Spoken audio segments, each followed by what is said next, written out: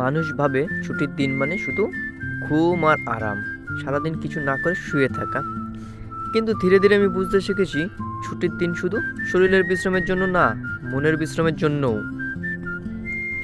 প্রতিদিন সেই একই রুটিনে জীবন চলে, ঘুম থেকে ওঠা, কাজ করা, ক্লান্তি হয়ে ফেরা, আবার পরের দিনের জন্য প্রস্তুত হওয়া।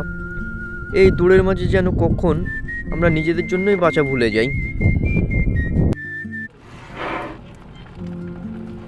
এই দিনটা আমাকে মনে করিয়ে দেয় আমি একজন ওয়ার্কার না, আমি একজন মানুষও।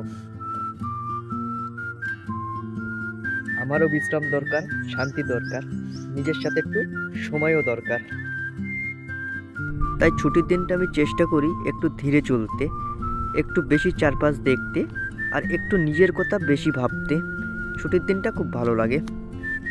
এই ব্যস্ত জীবনে আমরা অনেক কিছুই পেতে চাই, কিন্তু কখনো ভাবি না নিজেকে হারিয়ে ফেলে সেই পাওয়ার দাম কত। ছুটির দিন শুধু আরাম করার দিন না, নিজেকে ইমপ্রুভ করার দিন। নতুন কিছু শেখা, নিজের ফিউচার নিয়ে ভাবা, স্বপ্নের জন্য ছোট ছোট কাজ করা, এই সবই এই দিনটার অংশ। কারণ সত্যি কথা হলো, তুমি ছুটির দিনটা কিভাবে কাটাও সেটা অনেক সময় বলে দেয় তুমি জীবনে কত দূরে যেতে চাও। কেউ ছুটির দিনটা নষ্ট করে, কেউ ছুটির দিনটা ইনভেস্ট করে। পার্থক্যটা ছোট মনে হলেও সফলতাটা একদিন অনেক বড় হয়।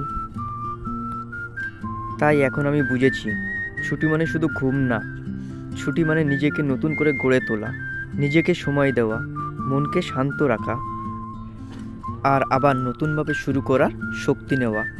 কারণ শুধু কাজ করলেই জীবন হয় না, নিজের জন্যও বাঁচতে জানতে হয়। তুমি ছুটির দিন কিভাবে কাটাও? শুধু ঘুমিয়ে নাকি নিজের জন্য কিছু করো? অবশ্যই কমেন্টে জানিও। আজকের মতন এখানেই শেষ, আবার দেখা হবে পরের ভিডিওতে। ভালো লাগলে একটা ফলো করে দাও, এমন আরও ব্লগ আসবে। Thank you.